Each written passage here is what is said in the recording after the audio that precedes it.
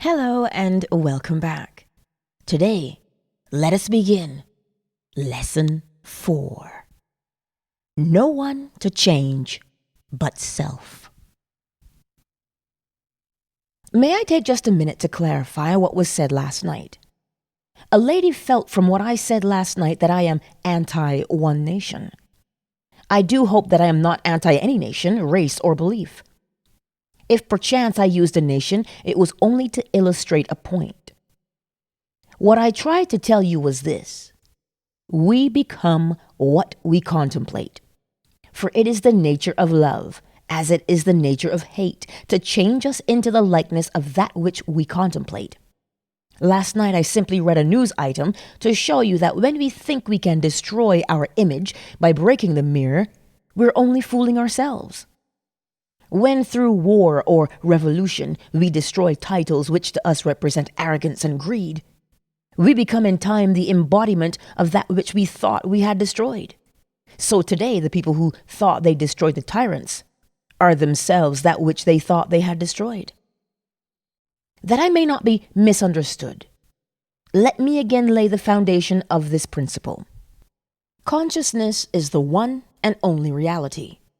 We are incapable of seeing other than the contents of our own consciousness. Therefore, hate betrays us in the hour of victory and condemns us to be that which we condemn. All conquest results in an exchange of characteristics, so that conquerors become like the conquered foe. We hate others for the evil which is in ourselves. Races, nations, and religious groups have lived for centuries in intimate hostility, and it is the nature of hatred, as it is the nature of love, to change us into the likeness of that which we contemplate. Nations act toward other nations as their own citizens act toward each other. When slavery exists in a state and that nation attacks another, it is with intent to enslave. When there is a fierce economic competition between citizen and citizen, then in war with another nation, the object of the war is to destroy the trade of the enemy. Wars of domination are brought about by the will of those who within a state are dominant over the fortunes of the rest. We radiate the world that surrounds us by the intensity of our imagination and feeling. But in this third-dimensional world of ours, time beats slowly, and so we do not always observe the relationship of the visible world to our inner nature. Now that is really what I meant. I thought I had said it, that I may not be misunderstood. That is my principle. You and I can contemplate an ideal and become it by falling in love with it. On the other hand, we can contemplate something we heartily dislike, and by condemning it, we will become it. But because of the slowness of time in this three-dimensional world, when we do become what we contemplated, we have forgotten that formerly we set out to worship or destroy it. Tonight's lesson is the capstone of the Bible, so do give me your attention. The most important question asked in the Bible will be found in the 16th chapter of the Gospel of St. Matthew. As you know, all of the Bible stories are your stories. Its characters live only in the mind of man. They have no reference at all to any person who lived in time and space or to any event that ever occurred upon earth. The drama related in Matthew takes place in this manner. Jesus turns to his disciples and asks them, "Whom do men say that I, the Son of Man, am?" Matthew 16:13. And they said, "Some say that thou art John the Baptist, some Elias, and others Jeremiah or one of the prophets." He said unto them, "But whom say ye that I am?" And Simon Peter answered and said, "Thou art the Christ, the Son of the living God." And Jesus answered and said unto him, "Blessed art thou, Simon Bar-Jonah, for flesh and blood hath not revealed it unto thee, but my Father which is in heaven. And I say also unto thee, that thou art Peter, and upon this rock I will build my church." Matthew 16:14-18. Jesus turning to his disciples is man turning to his disciplined mind in self-contemplation. You ask yourself the question, whom do men say that I am? In our language, I wonder what men think of me. You answer, some say John come again, some say Elias, others say Jeremiah, and still others a prophet of old come again. It is very flattering to be told that you are or that you resemble the great men of the past. But enlightened reason is not enslaved by public opinion. It is only concerned with the truth, so it asks itself another question. But whom say ye that I am? In other words, who am I? If I am bold enough to assume that I am Christ Jesus, the answer will come back, thou art Christ Jesus. When I can assume it and feel it and boldly live it, I will say to myself, flesh and blood could not have told me this, but my Father which is in heaven revealed it unto me. Then I make this concept of self the rock on which I establish my church, my world. If ye believe not that I am he, ye shall die in your sins. John 8:24. Because consciousness is the only reality, I must assume that I am already that which I desire to be. If I do not believe that I am already what I want to be, then I remain as I am and die in this limitation.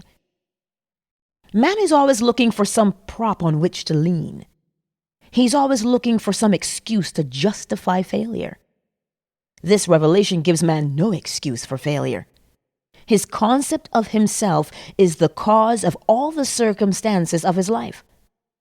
All changes must first come from within himself, and if he does not change on the outside, it is because he has not changed within. But man does not like to feel that he is solely responsible for the conditions of his life. From that time, many of his disciples went back and walked no more with him. Then said Jesus unto the 12, Will ye also go away? Then Simon Peter answered him, Lord, to whom shall we go?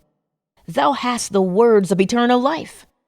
John 6:66 through 68. I may not like what I have just heard, that I must turn to my own consciousness as to the only reality, the only foundation on which all phenomena can be explained. It was easier living when I could blame another. It was much easier living when I could blame society for my ills, or point a finger across the sea and blame another nation. It was easier living when I could blame the weather for the way I feel. But to tell me that I am the cause of all that happens to me, that I am forever molding my world in harmony with my inner nature, that is more than man is willing to accept. If this is true, to whom would I go? If these are the words of eternal life, I must return to them, even though they seem so difficult to digest.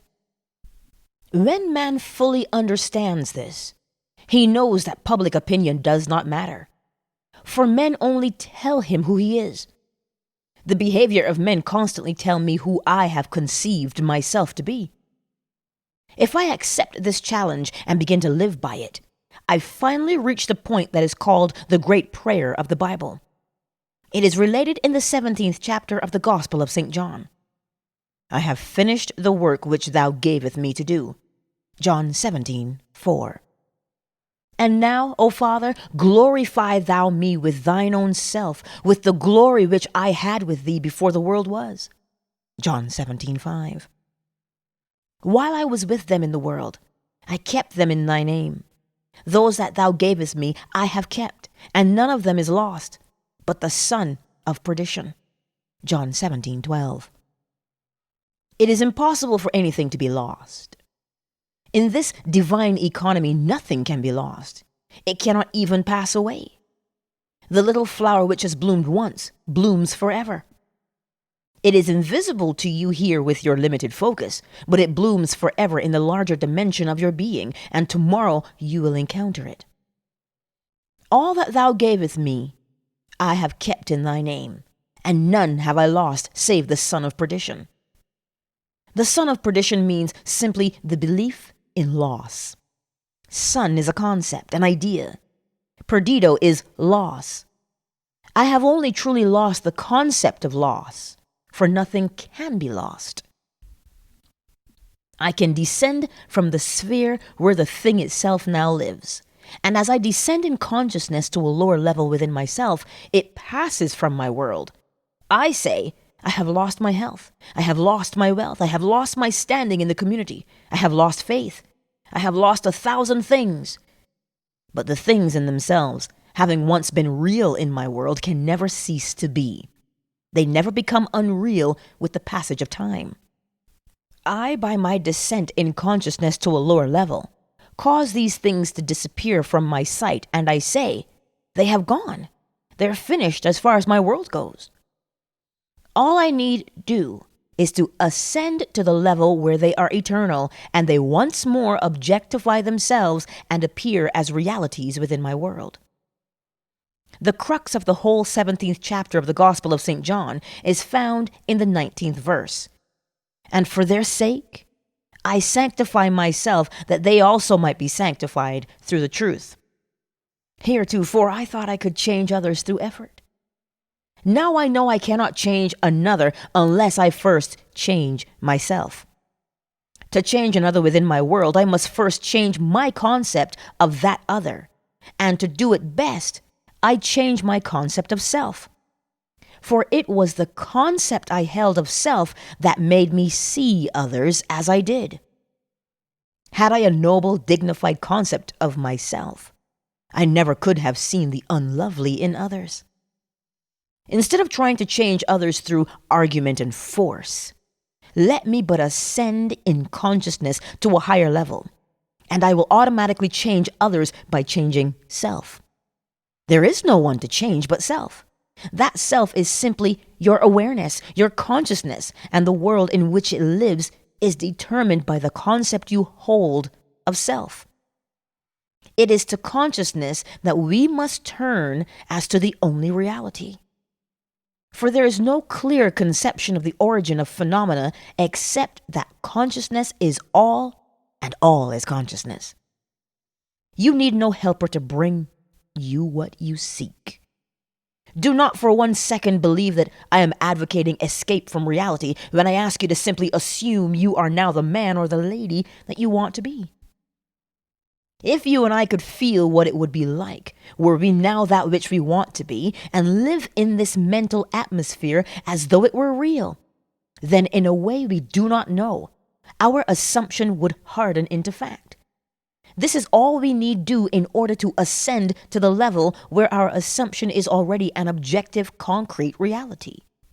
I need change no man. I sanctify myself, and in so doing I sanctify others. To the pure, all things are pure. There is nothing unclean of itself, but to him that esteemeth anything to be unclean, to him it is unclean. Romans 14:14. There is nothing in itself unclean, but you, by your concept of self, see things either clean or unclean. I and my Father are one. John 10:30. If I do not the works of my Father, believe me not. But if I do, though ye believe not me, believe the works, that ye may know and believe. And the Father is in me, and I in him. John 10:37-38. He made himself one with God, and thought it not strange or robbery to do the works of God. You also bear fruit in harmony with what you are. It is the most natural thing in the world for a pear tree to bear pears, an apple tree to bear apples, and for man to mold the circumstances of his life in harmony with his inner nature. I am the vine, ye are the branches. John 15:5. A branch has no life save it be rooted in the vine. All I need do to change the fruit is to change the vine. You have no life in my world save that I am conscious of you. You are rooted in me, and like fruit, you bear witness of that vine that I am. There's no reality in the world other than your consciousness. Although you may now seem to be what you do not want to be, all you need do to change it and to prove the change by circumstances in your world is to quietly assume that you are that which you now want to be, and in a way you do not know, you will become it. There is no other way to change this world. I am the way. My I amness, my consciousness is the way by which I change my world. As I change my concept of self, I change my world. When men and women help or hinder us, they only play the part that we, by our concept of self, wrote for them, and they play it automatically. They must play the parts they are playing because we are what we are. You will change the world only when you become the embodiment of that which you want the world to be. You have but one gift in this world that is truly yours to give, and that is yourself. Unless you yourself are that which you want the world to be, you will never see it in this world. Except ye believe not that I am he, ye shall die in your sins. John 8:24. Do you know that no two in this room live in the same world? We are going home to different worlds tonight. We close our doors on entirely different worlds. We rise tomorrow and go to work, where we meet each other and meet others, but we live in different mental worlds, different physical worlds. I can only give what I am. I have no other gift to give. If I want the world to be perfect, and who does not? I have failed only because I did not know that I could never see it perfect until I myself become perfect. If I am not perfect, I cannot see perfection. But the day that I become it, I beautify my world because I see it through my own eyes. Unto the pure all things are pure. Titus 1:15. No two here can tell me that you have heard the same message any one night. The one thing that you must do is hear what I say through that which you are. It must be filtered through your prejudices, your superstitions, and your concept of self. Whatever you are, it must come through that and be colored by what you are. If you are disturbed and you would like me to be something other than what I appear to be, then you must be that which you want me to be. We must become the thing that we want others to be, or we will never see them be it. Your consciousness, my consciousness, is the only true foundation in the world. This is that which is called Peter in the Bible, not a man. This faithfulness that cannot turn to anyone, that cannot be flattered when you are told by men, you are John come again. That is very flattering to be told you are John the Baptist come again, or the great prophet Elias or Jeremiah. Then I deafen my ears to this very flattering little bit of news men would give me, and I ask myself, but honestly, who am I? If I can deny the limitations of my birth, my environment, and the belief that I am but an extension of my family tree, and feel within myself that I am Christ, and sustain this assumption until it takes a central place and forms the habitual center of my energy, I will do the works attributed to Jesus. Without thought or effort, I will mold a world in harmony with that perfection which I have assumed and feel springing within me. When I open the eyes of the blind, unstop the ears of the deaf, give joy for mourning and beauty for ashes, then and only then have I truly established this vine deep within. That is what I would automatically do were I truly conscious of being Christ. It is said of this presence, he proved that he was Christ by his works. Our ordinary alterations of consciousness as we pass from one state to another are not transformations, because each of them is so rapidly succeeded by another in the reverse direction.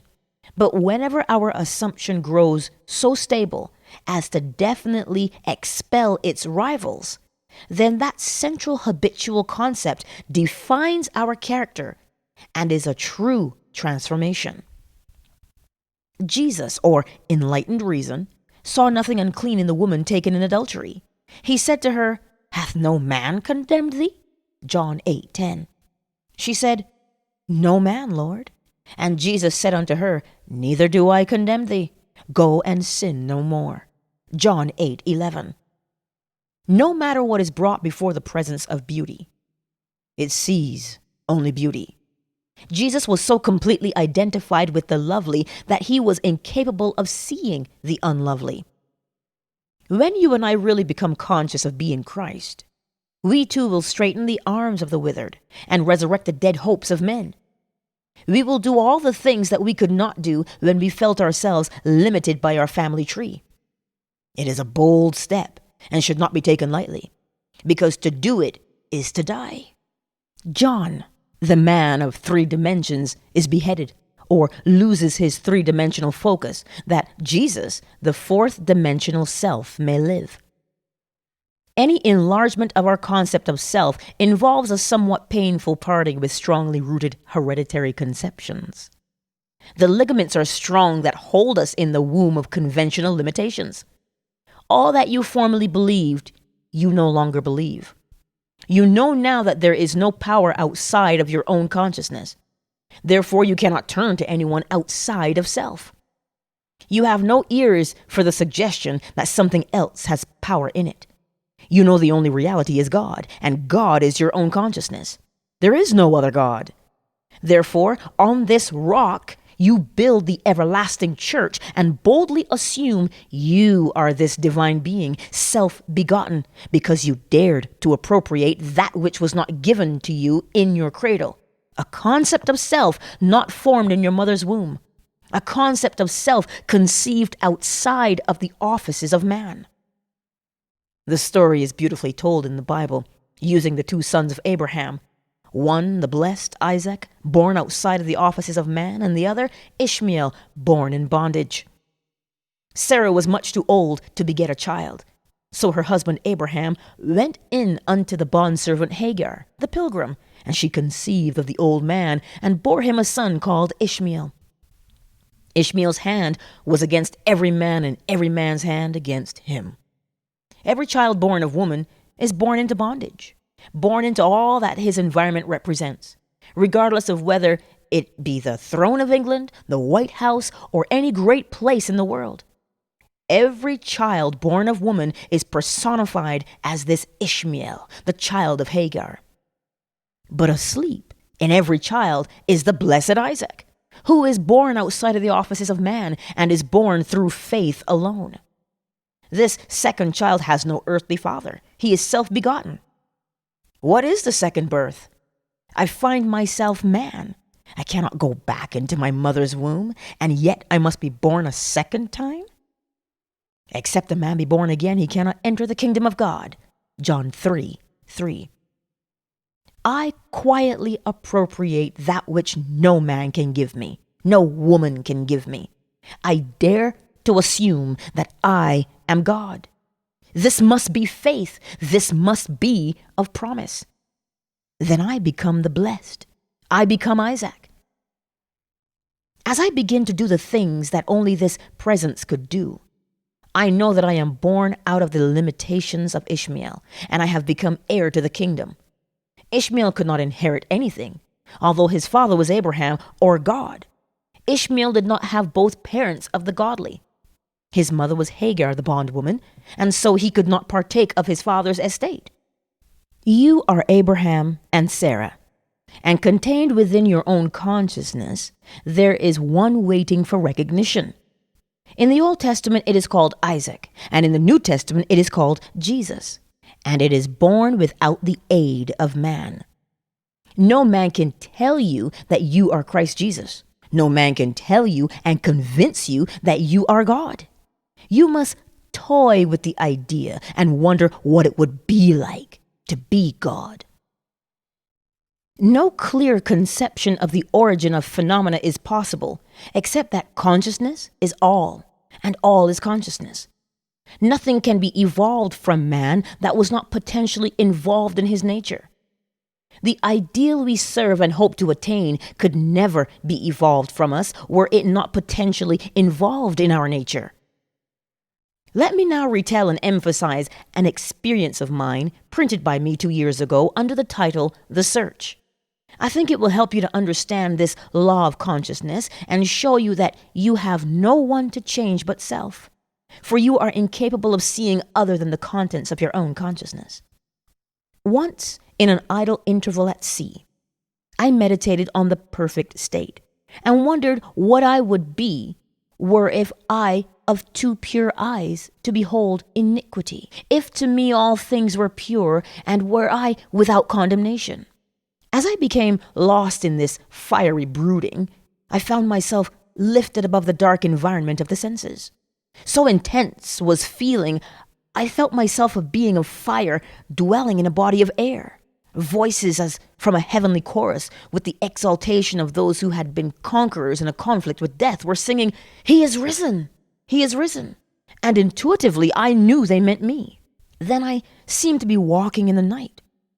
I soon came upon a scene that might have been the ancient pool of Bethesda, for in this place lay a great multitude of impotent folk, blind, halt, withered, waiting not for the moving of the waters of tradition, but waiting for me, as I came near without thought or effort on my part.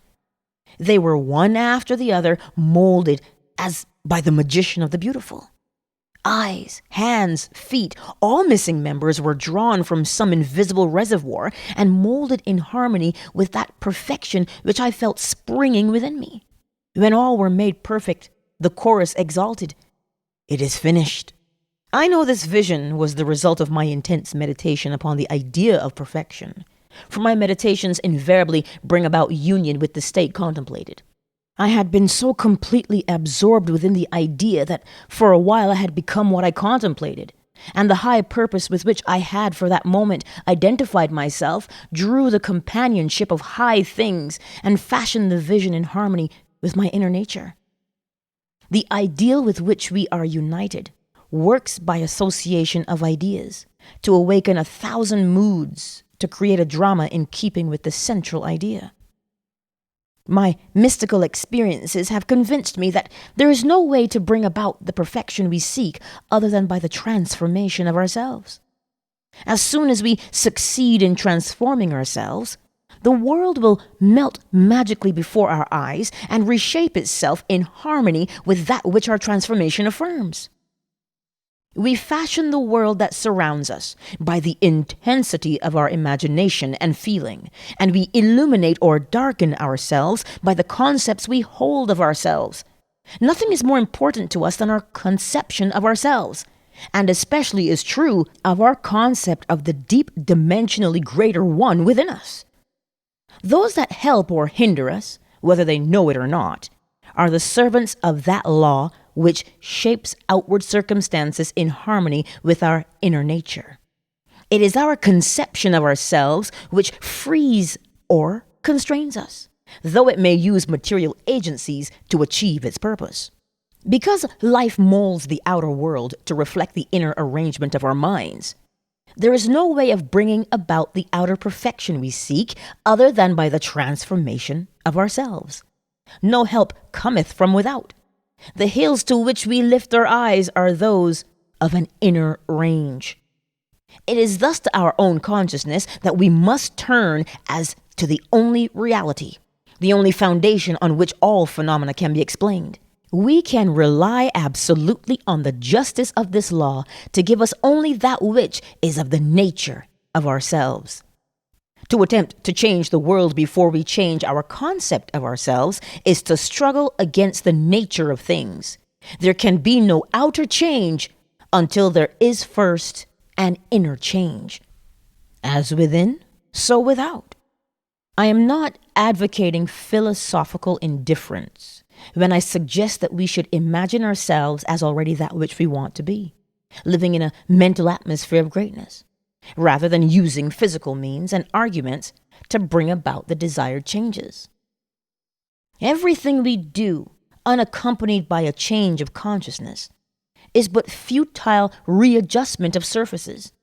However we toil or struggle, we can receive no more than our concept of self affirm. To protest against anything which happens to us is to protest against the law of our being and our rulership over our own identity. The circumstances of my life are too closely related to my conception of myself not to have been formed by my own spirit from some dimensionally larger storehouse of my being. If there is pain to me in these happenings, I should look within myself for the cause. For I am moved here and there and made to live in a world in harmony with my concept of myself. If we would become as emotionally aroused over our desires as we become over our dislikes, we would ascend to the plane of our ideal as easily as we now descend to the level of our hates. Love and hate have a magical transforming power, and we grow through their exercise into the likeness of what we contemplate. By intensity of hatred, we create in ourselves the character we imagine in our enemies. Qualities die for want of attention, so the unlovely states might best be rubbed out by imagining beauty for ashes and joy for mourning, rather than by direct attacks on the state from which we would be free. Whatsoever things are lovely and of good report, think on these things, for we become that which we are en rapport. There's nothing to change but our concept of self. As soon as we succeed in transforming self, our world will dissolve and reshape itself in harmony with that which our change affirms. I, by descent in consciousness, have brought about the imperfection that I see. In the divine economy, nothing is lost. We cannot lose anything save by descent in consciousness from the sphere where the thing has its natural life. And now, O Father, glorify thou with thine own self, with the glory which I had with thee before the world was. John 17:5. As I ascend in consciousness, the power of the glory that was mine returned to me, and I too will say, I have finished the work thou gavest me to do. The work is to return from I descent in consciousness, from the level wherein I believed that I was a son of man, to the sphere where I know that I am one with my Father, and my Father is God. I know beyond all doubt that there is nothing for man to do but to change his own concept of himself, to assume greatness and sustain this assumption. If we walk as though we were already the ideal we serve, we will rise to the level of our assumption and find a world in harmony with our assumption. We will not have to lift a finger to make it so, for it is already so. It was always so. You and I have descended in consciousness to the level where we now find ourselves, and we see imperfection because we have descended. When we begin to ascend, while here in this three-dimensional world, we find that we move in an entirely different environment. We have entirely different circles of friends and an entirely different world while still living here. We know the great mystery of the statement, I am in the world, but not of it. Instead of changing things, I would suggest to all to identify themselves with the ideal they contemplate. What would the feeling be like were you of too pure eyes to behold iniquity, if to you all things were pure and you were without condemnation? Contemplate the ideal state and identify yourself with it, and you will ascend to the sphere where you, as Christ, have your natural life. You are still in that state where you were before the world was. The only thing that has fallen is your concept of self. You see the broken parts, which really are not broken. You are seeing them through distorted eyes, as though you were in one of those peculiar amusement galleries where a man walks before a mirror and he is elongated, yet he is the same man. Or he looks into another mirror and he is all big and fat. These things are seen today because man is what he is. Toy with the idea of perfection. Ask no man to help you, but let the prayer of the 17th chapter of the Gospel of St. John be your prayer. Appropriate the state that was yours before the world was. Know the truth of the statement, none have I lost save the son of perdition. Nothing is lost in all my holy mountain.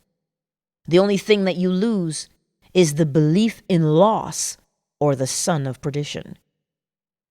And for their sake I sanctify myself, that they also might be sanctified through the truth. John 17:19. There's no one to change but self. All you need do to make men and women holy in this world is to make yourself holy. You are incapable of seeing anything that is unlovely when you establish within your own mind's eye the fact that you are lovely. It is far better to know this than to know anything else in the world. It takes courage, boundless courage, because many this night, after having heard this truth, will still be inclined to blame others for their predicament. Man finds it so difficult to turn to himself, to his own consciousness, as to the only reality. Listen to these words. No man can come to me except the Father which hath sent me draw him. John 6:44. I and my Father are one. John 10:30. A man can receive nothing except it be given him from heaven. John 3:27. Therefore doth my Father love me, because I laid down my life that I might take it up again? No man taketh it from me, but I lay it down of myself. John 10:17 and 18. You did not choose me. I have chosen you. My concept of myself molds a world in harmony with itself and draws men to tell me constantly by their behavior who I am. The most important thing in this world to you is your concept of self. When you dislike your environment, the circumstances of life, and the behavior of men, ask yourself, who am I? It is your answer to this question that is the cause of your dislikes.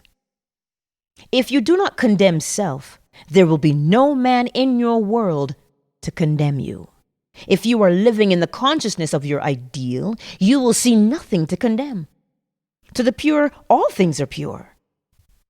Now, I would like to spend a little time making as clear as I can what I personally do when I pray, what I do when I want to bring about changes in my world. You will find it interesting, and you will find that it works. No one here can tell me they cannot do it. It is so very simple, all can do it. We are what we imagine we are. This technique is not difficult to follow, but you must want to do it. You cannot approach it with the attitude of mind, oh well, I'll try it. You must want to do it, because the mainspring of action is desire. Desire is the mainspring of all action. Now, what do I want? I must define my objective. For example, suppose I wanted now to be elsewhere. This very moment I really desire to be elsewhere. I need not go through the door. I need not sit down. I need do nothing but stand just where I am and with my eyes closed. Assume that I am actually standing where I desire to be. Then I remain in this state until it has the feeling of reality. Were I now elsewhere, I could not see the world as I now see it from here. The world changes in its relationship to me as I change my position in space. So I stand right here. Close my eyes and imagine I am seeing what I would see were I there. I remain in it long enough to feel it to be real. I cannot touch the walls of this room from here. But when you close your eyes and become still, you can imagine and feel that you touch it. You can stand where you are and imagine you are putting your hand on that wall. To prove you really are, put it there and slide it up and feel the wood. You can imagine you are doing it without getting off your seat. You can do it, and you will actually feel it if you become still enough and intense enough. I stand where I am, and I allow the world that I want to see and to enter physically to come before me as though I were there now. In other words, I bring elsewhere here by assuming that I am there. Is that clear? I let it come up. I do not make it come up. I simply imagine I am there and then let it happen. If I want a physical presence, I imagine he is standing here and I touch him. All through the Bible, I find these suggestions. He placed his hands upon them. He touched them. If you want to comfort someone, what is the automatic feeling? To put your hand on them. You cannot resist it. You meet a friend and the hand goes out automatically. You either shake hands or you put your hand on his shoulder. Suppose you were now to meet a friend that you have not seen for a year and he is a friend of whom you are very fond. What would you do? You would embrace him, wouldn't you? Or you would put your hand upon him. In your imagination, bring him close enough to put your hand upon him and feel him to be solidly real. Restrict the action to just that. You will be amazed at what happens. From then on, things begin to move. Your dimensionally greater self will inspire, in all, the ideas and actions necessary to bring you into physical contact. It works that way. Every day, I put myself into the drowsy state. It is a very easy thing to do. But habit is a strange thing in man's world. It is not law, but habit acts as though it were the most compelling law in the world. We are creatures of habit. If you create an interval every day into which you put yourself into the drowsy state, say at 3 o'clock in the afternoon, do you know at that moment every day you will feel drowsy? You try it for 1 week and see if I'm not right. You sit down for the purpose of creating a state akin to sleep, as though you were sleepy. But do not push the drowsiness too far. Just far enough to relax and leave you in control of the direction of your thoughts. You try it for 1 week, and every day at that hour, no matter what you are doing, you will hardly be able to keep your eyes open. If you know the hour when you will be free, you can create it. I would not suggest that you do it lightly because you will feel very, very sleepy, and you may not want to. I have another way of praying. In this case, I always sit down and find the most comfortable armchair imaginable, or I lie flat on my back and relax completely. Make yourself comfortable. You must not be in any position where the body is distressed. Always put yourself into a position where you have the greatest ease. That is the first stage. To know what you want is the start of prayer. Secondly, you construct in your mind's eye one single little event which implies that you have realized your desire. I always let my mind roam on many things that could follow the answered prayer, and I single out one that is most likely to follow the fulfillment of my desire. One simple little thing like the shaking of a hand, embracing a person, the receiving of a letter, the writing of a check, or whatever would imply the fulfillment of your desire. After you have decided on the action which implies that your desire has been realized, then sit in your nice comfortable chair or lie flat on your back. Close your eyes for the simple reason it helps to induce this state that borders on sleep. The minute you feel this lovely drowsy state, or the feeling of gathered togetherness, wherein you feel, I could move if I wanted to, but I do not want to. I could open my eyes if I wanted to, but I do not want to.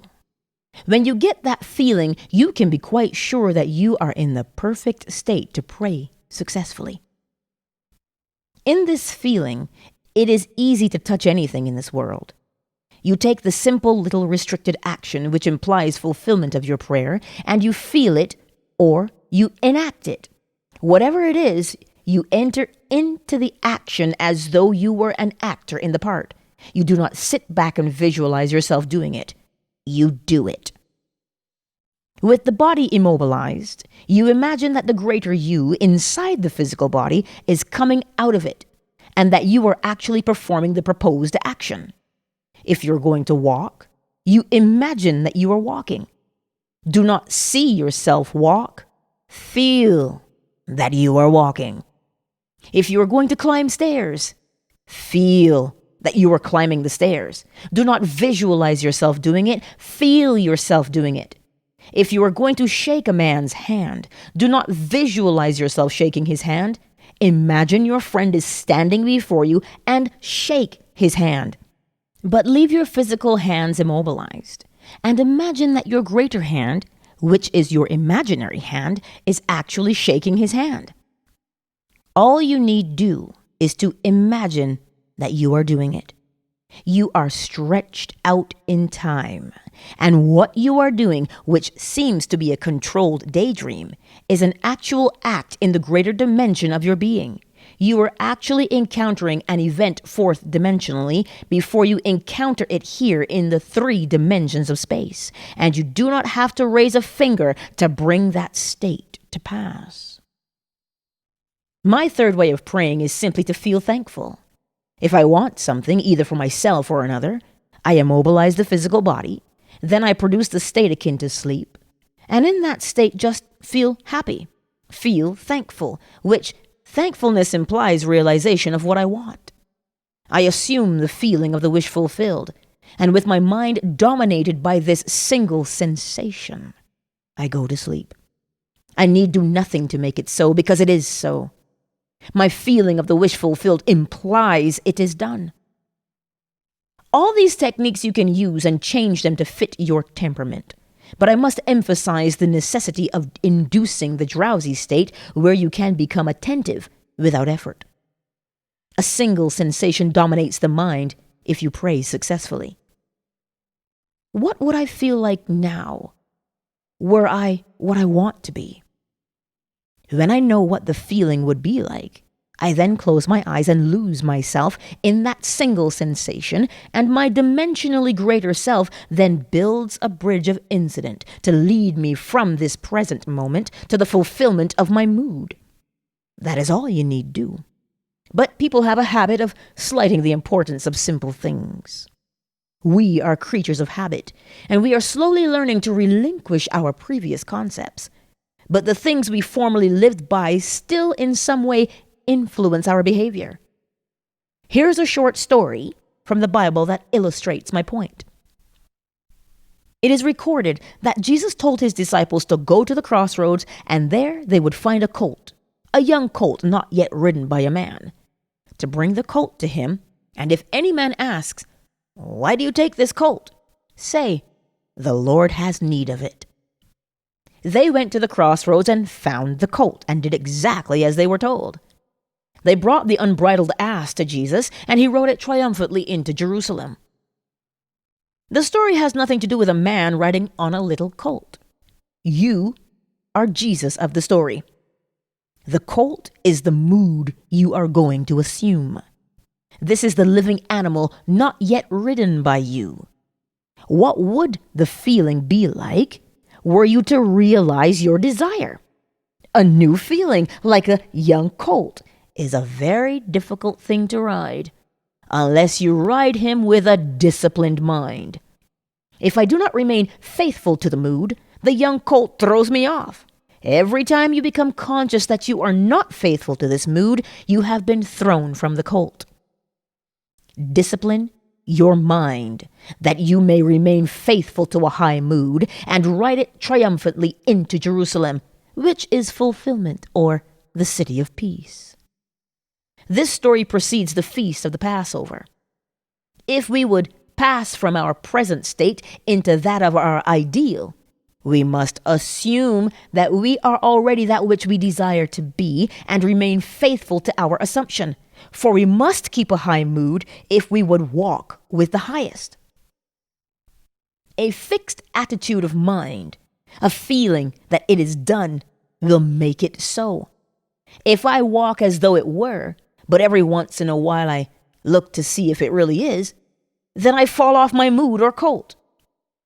If I would suspend judgment like Peter, I could walk on the water. Peter starts walking on the water, and then he begins to look unto his own understanding, and he begins to go down. The voice said, "Look up, Peter."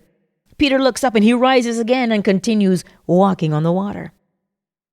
Instead of looking down to see if this thing is really going to harden into fact, you simply know that it is already so. Sustain that mood, and you will ride the unbridled colt into the city of Jerusalem. All of us must learn to ride the animal straight into Jerusalem, unassisted by a man. You do not need another to help you. The strange thing is that we keep the high mood and do not fall. Others cushion the blows. They spread the palm leaves before me to cushion my journey. I do not have to be concerned. The shocks will be softened as I move into the fulfillment of my desire. My high mood awakens in others the ideas and actions which tend towards the embodiment of my mood. If you walk faithful to a high mood, there will be no opposition and no competition. The test of a teacher or a teaching is to be found in the faithfulness of the taught. I am leaving here on Sunday night. Do remain faithful to this instruction. If you look for causes outside the consciousness of man, then I have not convinced you of the reality of consciousness. If you look for excuses for failure, you will always find them, for you find what you seek. If you seek an excuse for failure, you will find it in the stars, in the numbers, in the teacup, or most any place. The excuse will not be there, but you will find it to justify your failure. Successful business and professional men and women know that this law works. You will not find it in gossip groups, but you will find it in courageous hearts. Man's eternal journey is for one purpose: to reveal the Father. He comes to make visible his Father, and his Father is made visible in all the lovely things of this world.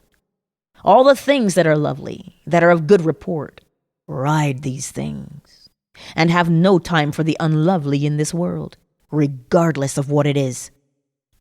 Remain faithful to the knowledge that your consciousness, your I amness, your awareness of being aware of the only reality. It is the rock on which all phenomena can be explained. There is no explanation outside of that. I know of no clear conception of the origin of phenomena, save that consciousness is all, and all is consciousness. That which you seek is already housed within you. Were it not now within you, eternity could not evolve it.